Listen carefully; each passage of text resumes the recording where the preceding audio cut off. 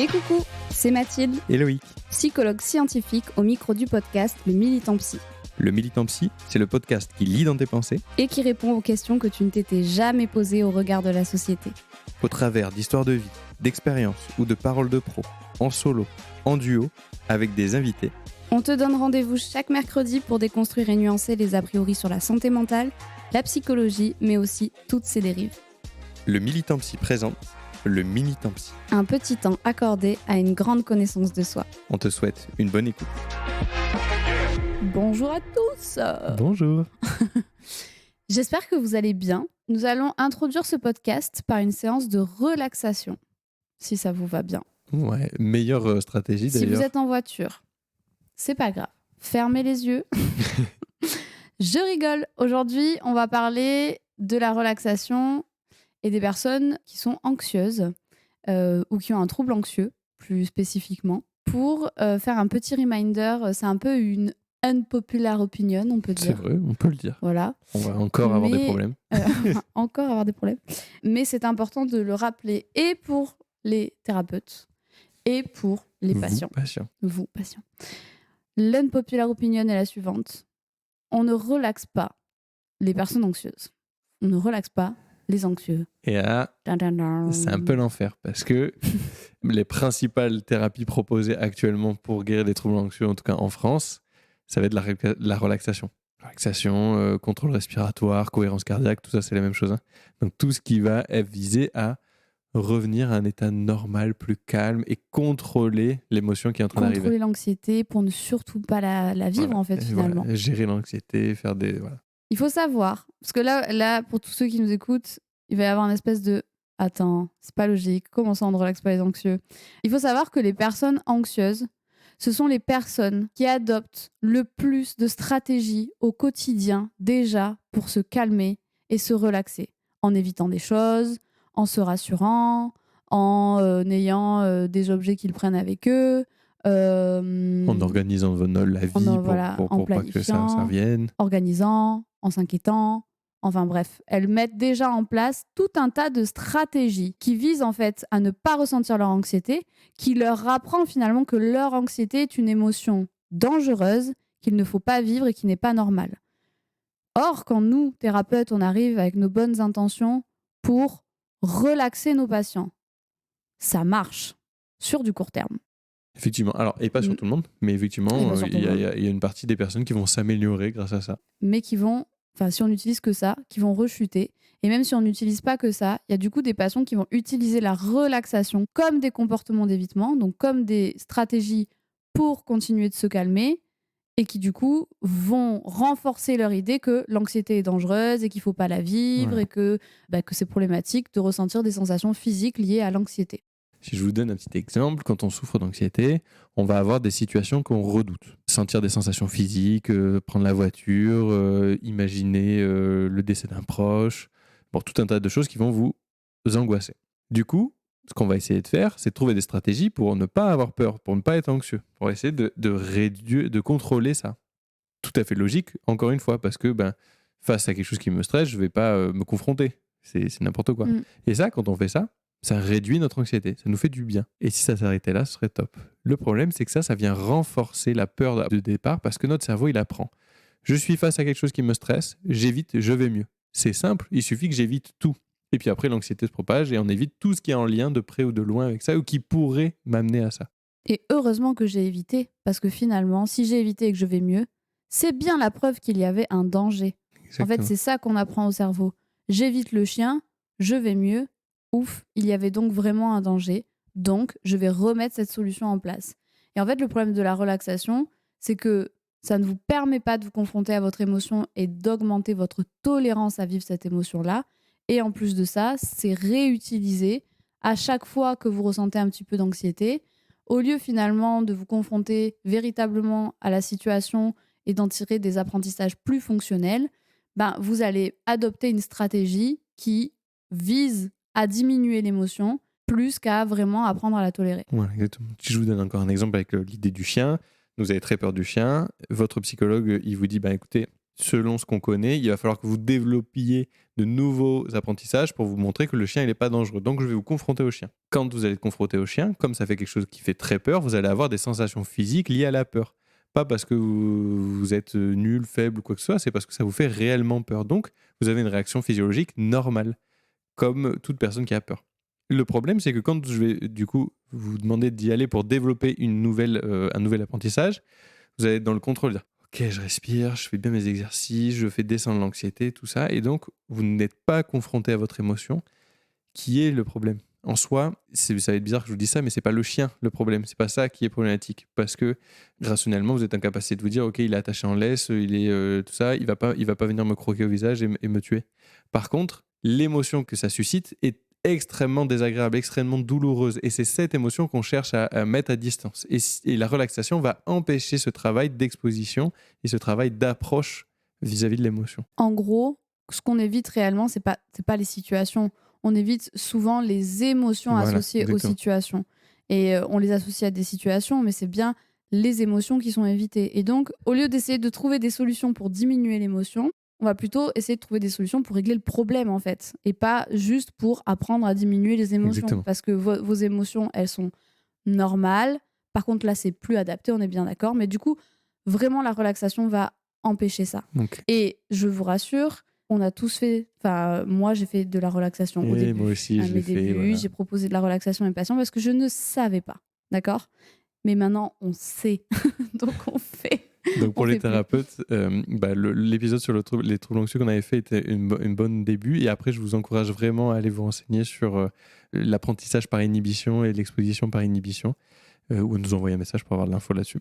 Et pour donner un exemple un peu aux personnes qui nous écoutent, pour vous expliquer un peu ce qui se passe. En gros, on a appris dans notre vie des choses qui nous ont marqué et fait focus sur des déclencheurs qui ont déclenché une réaction émotionnelle intense. Quand on est face à ça, on va avoir une espèce de truc de c'est incontrôlable, c'est pas prédictif, je me sens hyper mal et ça revient et c'est très très fort. Du coup, comme je vous disais, on trouve des stratégies pour éviter, mettre à distance ou ne pas être confronté à l'émotion, qui va donner un sens de contrôle, mais un faux sens de contrôle au final et à court terme. Et il va y avoir un échec de cette suppression parce qu'au bout d'un moment, ça va revenir, on va être reconfronté et là, ça va boucler. On va être dans l'idée de il faut que je contrôle plus, il faut que je fasse plus attention. Et là, on passe dans le côté problématique, dans le problème, en fait, dans la pathologie. L'idée avec le trouble anxieux, c'est de petit à petit prendre en compte que l'émotion qu'on ressent, elle peut être acceptable, elle peut être viable, on peut vivre avec cette émotion. Du coup, on va essayer de enlever tout ce qui nous empêche de la vivre. On va se rendre compte que petit à petit, notre humeur revient vite à la normale et on va apprendre à tolérer notre émotion. Et quand on apprend à la vivre, ça, du coup, de fait, sur du plus long terme, l'intensité ressentie Voilà. diminue. C'est-à-dire C'est que ça. c'est pas juste, oui, bon, accepte ton émotion et Non, tu vas voilà. en chier toute ta vie. Non, c'est pas ça, Non. on est bien d'accord. Non, On justement. augmente sa tolérance. C'est comme les vaccins, en fait. On vous injecte dans le corps une maladie qui fait que votre corps va développer des anticorps, qui fait que du coup, vous tolérez ouais, la le virus. maladie. Bon, c'est un peu comme ça au niveau des émotions.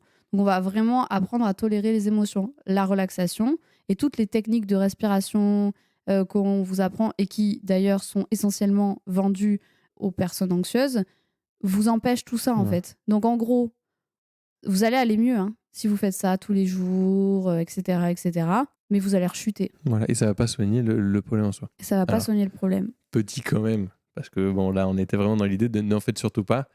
Ça n'a pas d'impact. Effectivement, c'est normal. Si vous êtes en pleine crise d'angoisse, que vous n'en pouvez plus, que c'est la mort, bien sûr que là, trouver des stratégies pour vous apaiser, pour être plus tranquille. Mais dans la prise en charge, pour régler votre trouble anxieux, c'est pas ça qui va vous aider à en guérir, en fait, parce qu'on guérit des troubles anxieux. On guérit très bien des troubles anxieux même. Oui. Et du coup, il y a des contre-indications quand même dans la prise en charge des troubles anxieux. La relaxation en fait partie. La méditation, suivant comment elle est faite aussi, ça dépend quel type de méditation, mais les méditations, ça va fonctionner. La psychanalyse n'est pas conseillée dans les troubles anxieux parce que ça fait ruminer à voix haute, grosso modo. Voilà, vous ruminez à deux, c'est bien. Ouais. Toute technique du style sophrologie, relaxation, tout ça, c'est pareil. Déconseillé dans la prise en charge des troubles anxieux. Voilà. Parce que le truc, c'est que ça va agir, comme on disait, comme un évitement. C'est le pansement sur une jambe de bois. C'est comme, alors à moindre échelle, mais c'est comme si vous preniez un anxiolytique en fait. Alors pareil, on pourrait avoir ce même truc. Voilà. Les recommandations sur les anxiolytiques, c'est en général ce qu'on dit, c'est entre 1 semaine et 2 semaines, pas plus. Idéalement dans des moments où vraiment on se sent mal. Ou après, il y a certains psychiatres qui font aussi en si besoin. Mais c'est hyper important qu'à chaque fois qu'on ressent une émotion, s'il y a un médicament, là on développe, pareil comme je vous disais sur le schéma, des stratégies qui nous rassurent à court terme, mais qui à long terme renforcent nos problèmes.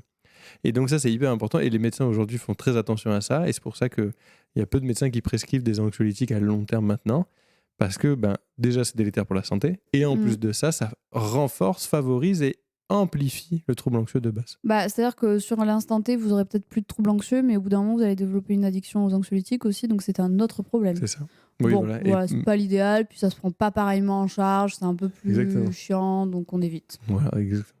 Et donc, s'il y a des professionnels qui nous écoutent et qui ne connaissaient pas toutes ces choses-là, on soigne au cabinet les troubles anxieux, et ça tous nos collaborateurs le font, sans relaxer. Et ça marche. Parce que finalement, les stratégies pour s'apaiser, les personnes l'ont. Ce qu'ils veulent, c'est pouvoir mieux gérer, refaire des choses dans leur vie et ne plus être cassés dans leur qualité de vie. Oui, et puis déjà, tout le quotidien est tourné vers qu'est-ce qui va être le moins anxiogène pour moi. Donc en fait, si on leur donne encore un outil pour accentuer ce « ok, il faut pas que ce soit anxiogène parce qu'en fait, l'anxiété, c'est dangereux, tu n'arrives pas à la tolérer. » Non, en fait, on va plutôt basculer vers un step où on va dire « en fait, tu es capable. » Et je vais te prouver que tu es capable. Je me lance dans un exemple. Encore mes exemples à la con.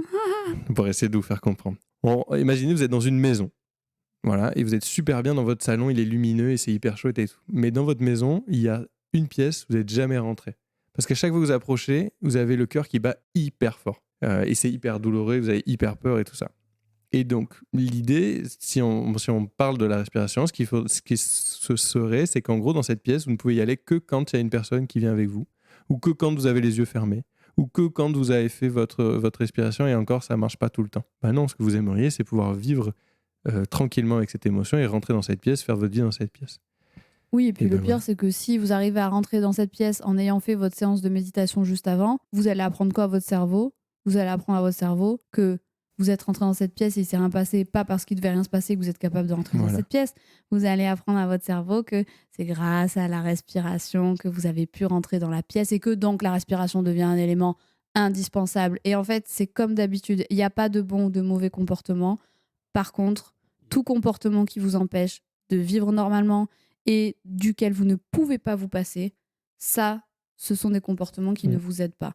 La relaxation peut en faire partie. Exactement. Et notamment chez les personnes qui souffrent d'anxiété, puisque de façon très naturelle, et c'est tout à fait normal, elles vont prendre tout ce qui est à portée de main pour se rassurer, tout ce qui est à portée de main pour diminuer l'intensité de l'anxiété. Et donc forcément, si nous, on est là en tant que thérapeute en leur disant « tiens, j'ai un outil pour toi qui va t'aider à diminuer », elles vont le prendre et ça ne va pas les aider. Voilà. Donc vous, en tant que patient, vous n'êtes pas responsable, vous avez juste des fonctionnements normaux face à un problème. Et le meilleur conseil qu'on peut vous donner, c'est d'aller vers des psychologues formés au TCC qui savent faire et mener des expositions et des thérapies par exposition. C'est les comportements, les techniques les plus efficaces dans les troubles anxieux. Voilà, bon. Je vous invite à écouter l'épisode d'ailleurs sur les troubles anxieux qui donne un peu plus d'infos là-dessus. Oui. Et ravi de débattre de tout ça dans les commentaires sous les reels. Et voilà, vraiment thérapeute, je vous encourage à aller vous remettre à jour à ce niveau-là parce que déjà c'est juste énorme parce qu'on fait des progrès de fou en thérapie et on améliore réellement les gens, quoi. Et ça, c'est quand même super chouette. On espère que vous avez passé un bon moment. Un moment d'espoir. On vous laisse méditer sur ce sujet. Et on vous dit à mercredi prochain.